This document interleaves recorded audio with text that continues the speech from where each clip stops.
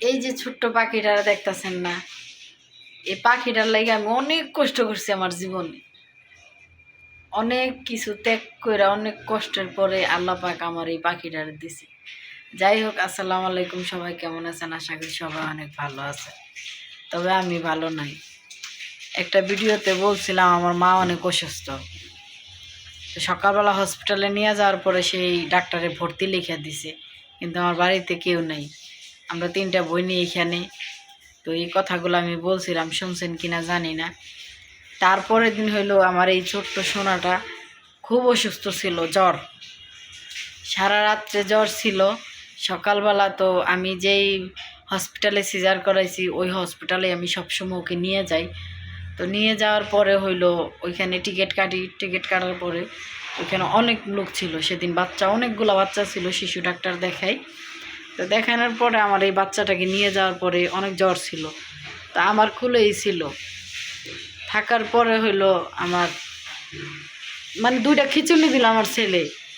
দেওয়ার পরে একটু পরে দেখলাম কি আমার ছেলে চোখ মুখ উল্টায়া জিবলা টিবলা বাইর ফিরা আমার ছেলে যে কেমন করলো, মানে এটা বলার বাহিরে। একটা মার কোলে যে একটা সন্তান এরকম করলে কেমন লাগে একটা মাই জানবেন যে একটা মার কতটা কষ্ট লাগে। সেই মুহূর্তে মনে হয়েছে আল্লাহ পাক যদি আমারে নিয়ে যায়, আমার এই সন্তানটারে দিয়া যেত, এরকম মনে হয়েছে। আল্লাহরে আমি কি পরিমাণে ডাকছি সেদিন। পুরো হসপিটালের মানুষ একত্র হয়ে গেছে আমার কান্নাকাটি দেখে, আমার সন্তানের এরকম অবস্থা দেখা। আমার এই হসপিটাল থেকে ইমার্জেন্সিতে পাঠিয়ে দিল, সাপু সিটার দিল, আমার ছেলেরে সুই দিতেছিল পায়খানা রাস্তা দিয়ে। তারপরও আমার ছেলে কোনো কিছু হয়েছিল না, মানে এতটা অবস্থা খারাপ ছিল। আল্লাহ পাক এত অবস্থা খারাপ দিছে, আমি জানি না কেন দিছে এতটুকু একটা বাচ্চারে। তারপর অনেক 2-3 ঘন্টা চেষ্টা করার পরে আল্লাহ পাক একটু সুস্থ করে দিছে। তারপরে ওষুধ টষুধ নিয়ে বাসা আসছি, কিন্তু কান্নাকাটি থামে না। আজকে 2টা দিন ধরে প্রচুর পরিমাণের কাঁদতেছে, ঘরে থাকে না, বাইরে থাকে না, কোনো জায়গায় থাকে না। তারপরে একটা হুজুরকে দিয়া সরষের তেল পরাই নিয়ে আসলাম, এখন একটু আল্লাহর মধ্যে ভালো আছে, অনেকটা সুস্থ আছে। তো সবাই আমার সন্তানের জন্য দোয়া করবেন, আল্লাহ পাক আমার সন্তানরা যেন সুস্থ করে দেয় আর ভালো রাখে সবসময়। আমারে সবসময় অসুস্থ রাখুক, আমার কোনো কষ্ট নাই, কিন্তু আমার সন্তান যেন সবসময় হাসি খুশি থাকে।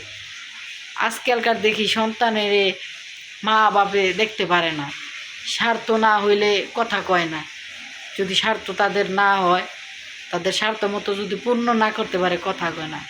আল্লাহ পাকের কাছে আমি সবসময় কই আমার জীবনে কোনো স্বার্থ দরকার নেই। দরকার পড়লে আমি বৃদ্ধ বয়সে ভিক্ষা করে খামো, তারপরও আমার সন্তান যেন আল্লাহ পাক ভালো রাখে, সুস্থ রাখে, যেইখানে থাকুক সে যেন ভালো থাকুক। আমি জানি আমার সন্তানরে আনার জন্য কতটা কষ্ট করছিলাম আমি, এমন প্রত্যেকটা মাই জানে প্রত্যেকটা সন্তানরে, কিন্তু তার ভিতরেও কষ্ট অনেকগুলো লুকায় রাখে। কেউ বেশি কষ্ট করে, কেউ অল্প কষ্ট করে। আমি 9টা মাস ভূমি করছিলাম আমার এই সন্তানের দুনিয়ার আলো দেখানোর লেগে। কেন লাগাইতে রাখতে রাখতে আমার হাতগুলো পয়সা গেছিল।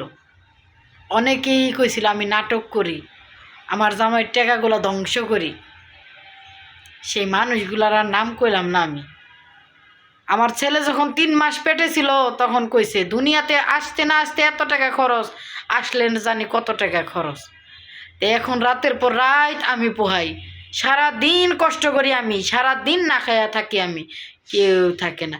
ওরকম আলগা পিরিত দেখানোর আমার আর সময় নেই। বহুত আলগা পিরিত দেখাইছি, সবাই আলগা পিরিত অনেক দেখাইছি, আর না আলগা পিরিত দেখানোর সময় শেষ।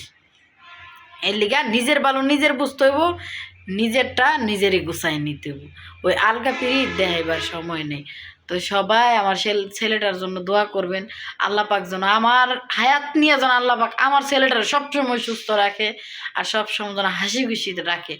তো এইটাই বললাম, সবাই ভালো থাকবেন, সুস্থ থাকবেন। আর জানি আমার কথাগুলো কেউ শুনবেন না, কেন আমি কথা বলি অনেক এলোমেলো, এই কারণে আমার কথাগুলো কারো পছন্দ না। তো সবাই ভালো থাকেন, সুস্থ থাকেন, আল্লাহ হাফেজ।